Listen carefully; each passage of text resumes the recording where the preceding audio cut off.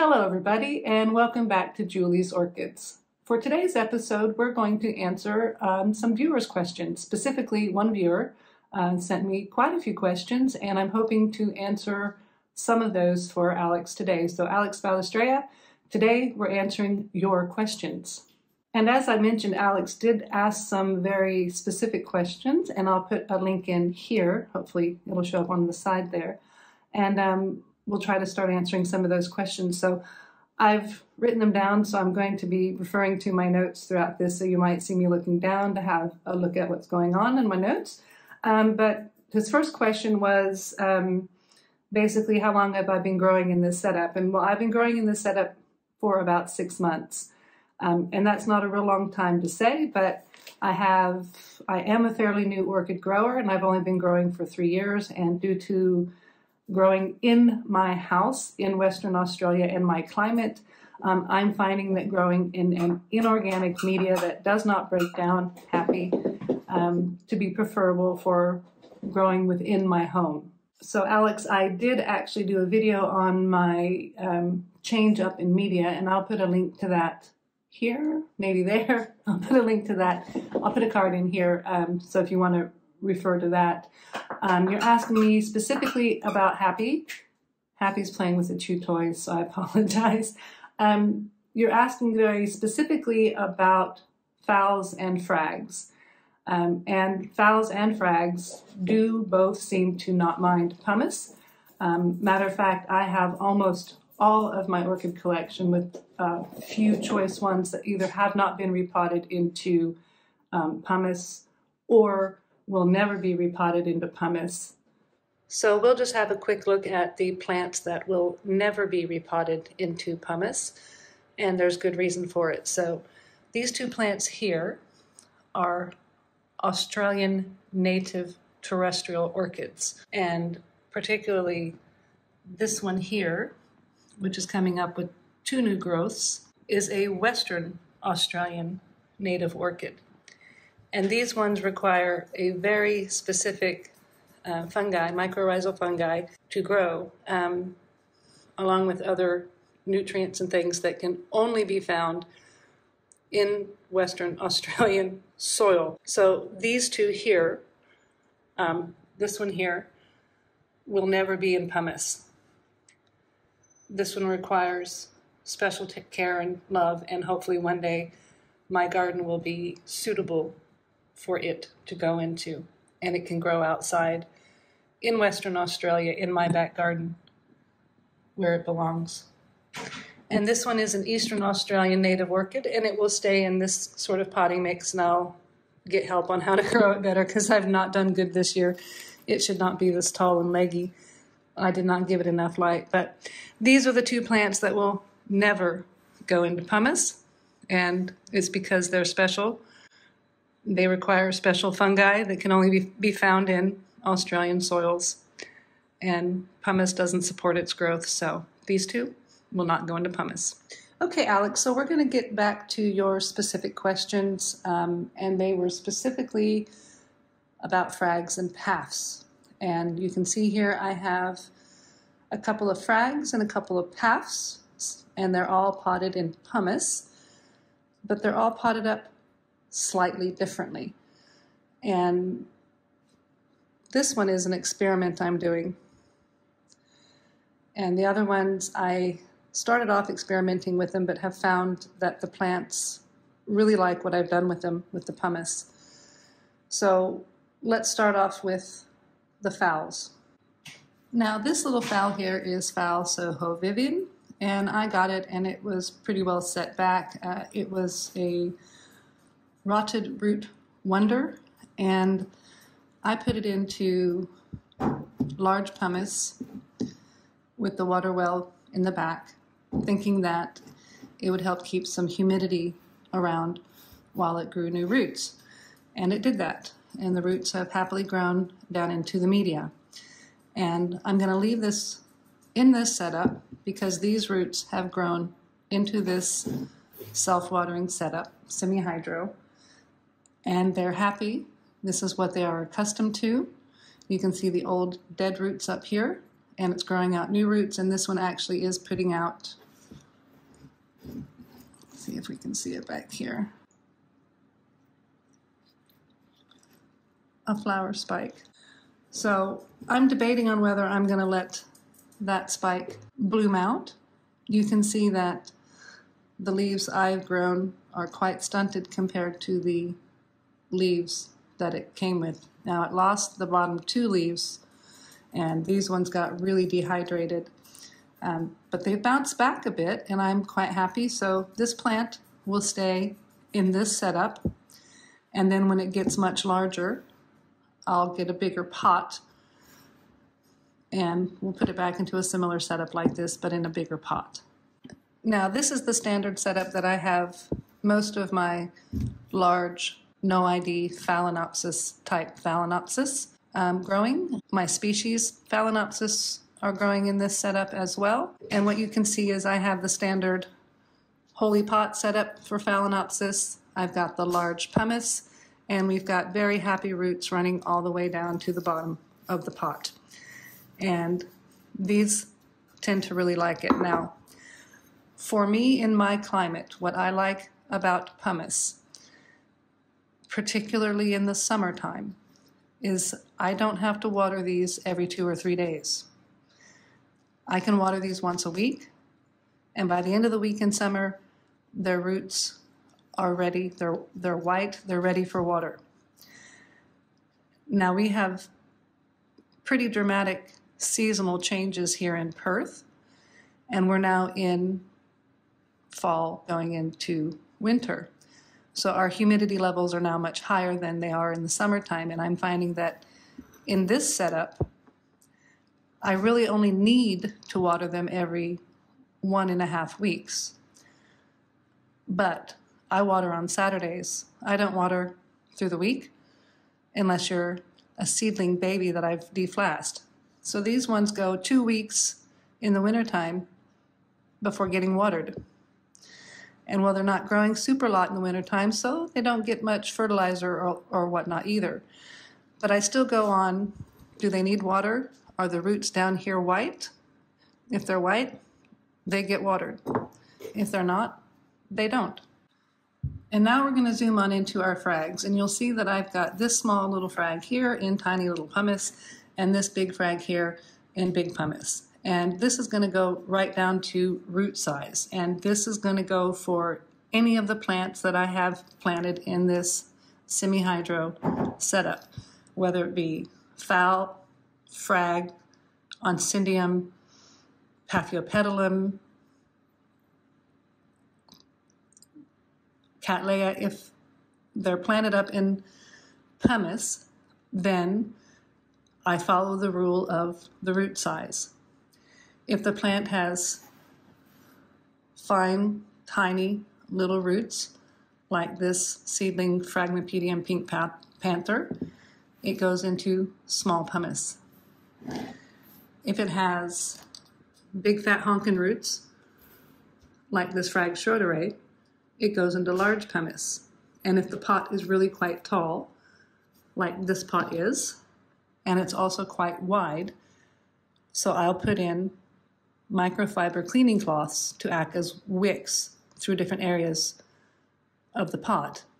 Because I do find, even with the top dressing of pebbles, that in the summertime, it gets completely dry to right about here, and we all know that slipper orchid roots don't like to be dry.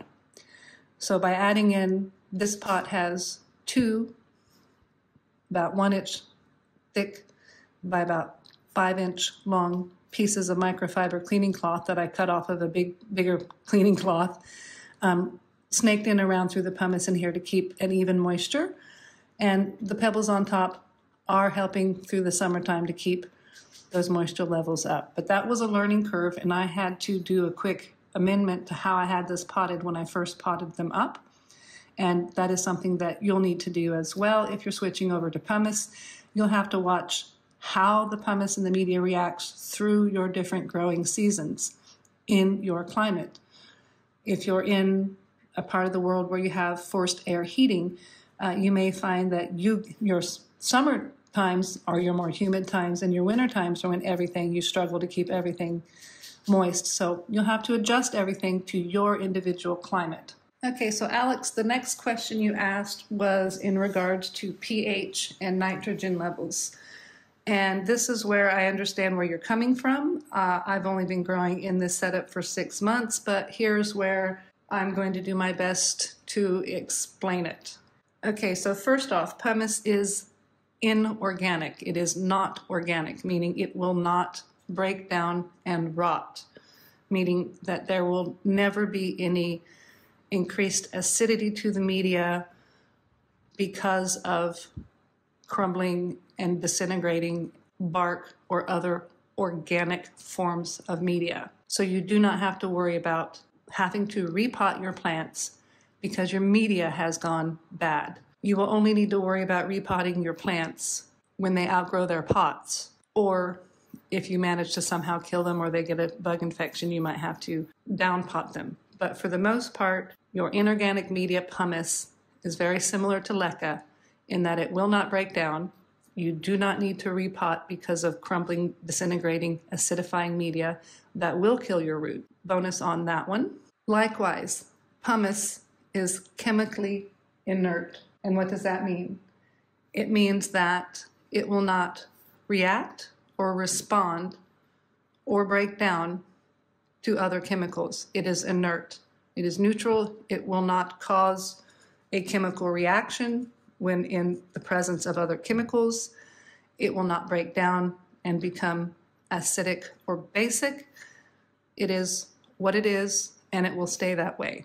Now, the worry with pumice is if your water dries off before your roots absorb it, there could, in theory, be a salt layer that builds up on the pumice. And that is where your watering routine comes in very handy, in that you flush those salts away frequently with good watering technique. Now, again, specifically into pH levels, again, pumice is chemically inorganic. It will not acidify or cause any changes to your pH. With this setup, where you need to worry about your salts and your pHs is in the water and the nutrients that you provide the plant, and then with a good flushing routine to make sure that for some plants, like your Phalaenopsis, that you're rinsing out those extra salts. However, for setups with semi-hydro, these are almost constantly moist, not damp, not wringing wet, moist. And moist things don't dry enough to get a salt buildup layer on the media that could damage your plants. And even if that were the case, frags like it a little tiny bit more acidic. So I do not flush the frags at all. But likewise, frags are very particular plants, and they also do not get very much fertilizer or calcium magnesium, as in very low parts per million and very infrequently, because they just don't need it. So depending on where you're at in the world, you can get one of these handy dandy little things, which is a multifunction tool. This one checks your parts per million, as well as your pH and temperature and a few other things. I use the parts per million and the pH. You can get this off of eBay. This is not a sponsored. I don't remember which store I bought this from. I think it was like 12 bucks, eBay. Get one of these, and you want to test your water that you're giving your plants. That's where your salts, your nitrogen, your pH levels, all of that comes into play, is the water that you put into the plants and this inorganic inert media. I hope that makes sense. So I'll just quickly go over the nutrients that I give to my plants, which is, again, I'm going over this part because you're asking about nitrogen and pH levels. Pumice is chemically inorganic, so your nitrogen and your pH levels all go through your water system, which is where you get one of these and you test your water. Now, I found that living here in my area in Perth, my mains water is absolutely horrible with parts per million.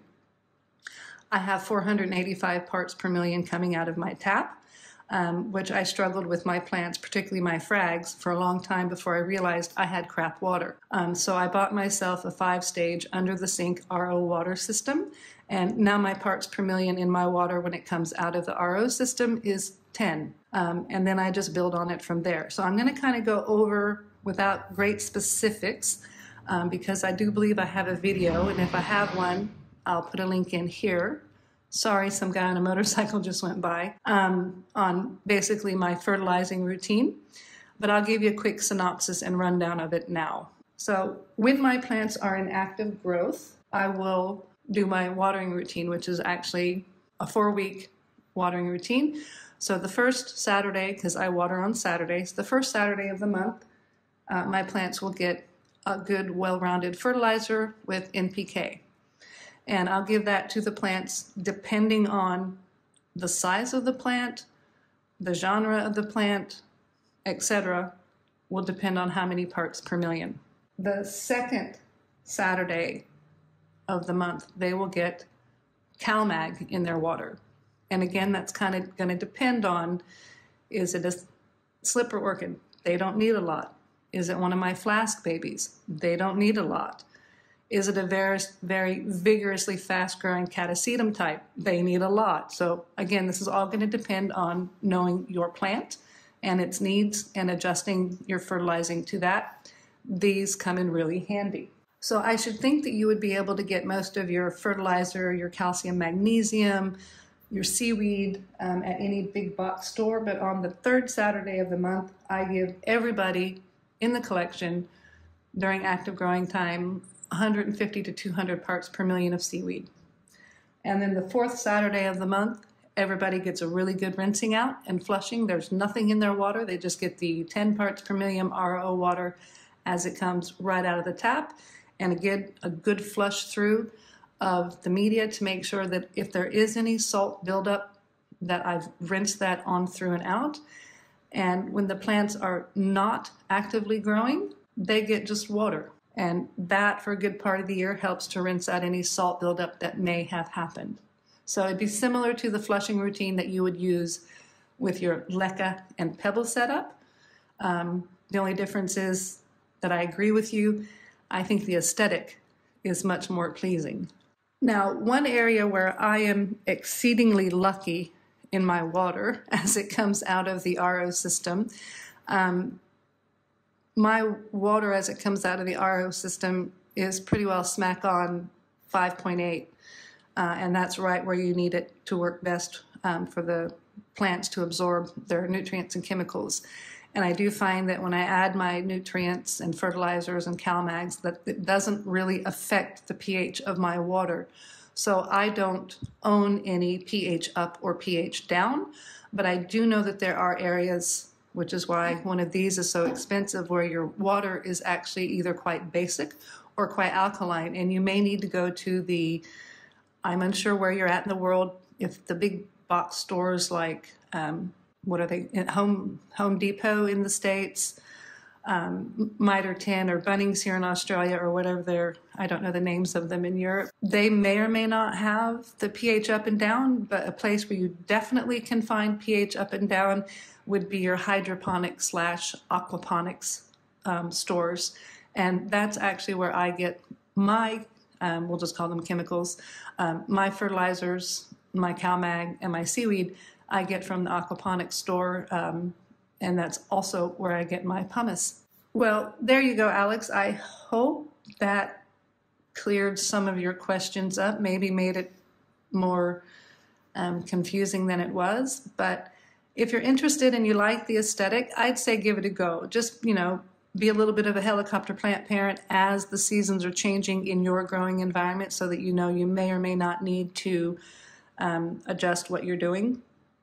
Now, I will say this about frags.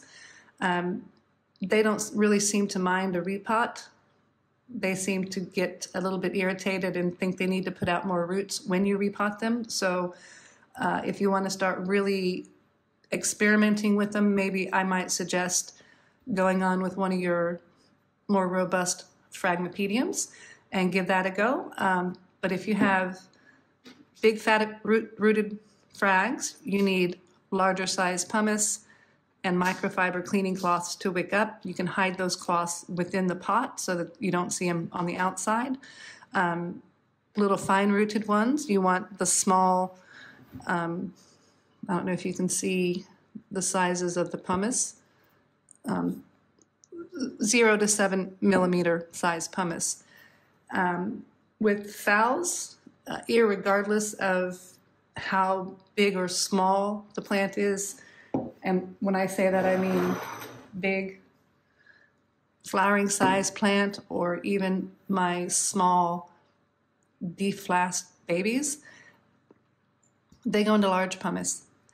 And I find phal roots are pretty adaptable. If you got green growing root tips, repot them. They'll take it. They'll enjoy it fine. You can see videos on how I repot the phals. I'll try to put a link in somewhere here on that one if you're interested. But yeah, Alex, thank you again for watching. I hope this answered some questions for you. If you like the video, please give me a thumbs up. A subscribe would be great. And I'm going to see if we can't find a pretty flower to have a look at, because I've got some frags in bloom over here. And you did ask about frags, so this one here, and let me have a look at what its name is because I have forgotten. This one is Phragmipedium Sunset Glow, and it's a stunner. Have a fabulous day, everybody, and thanks for watching.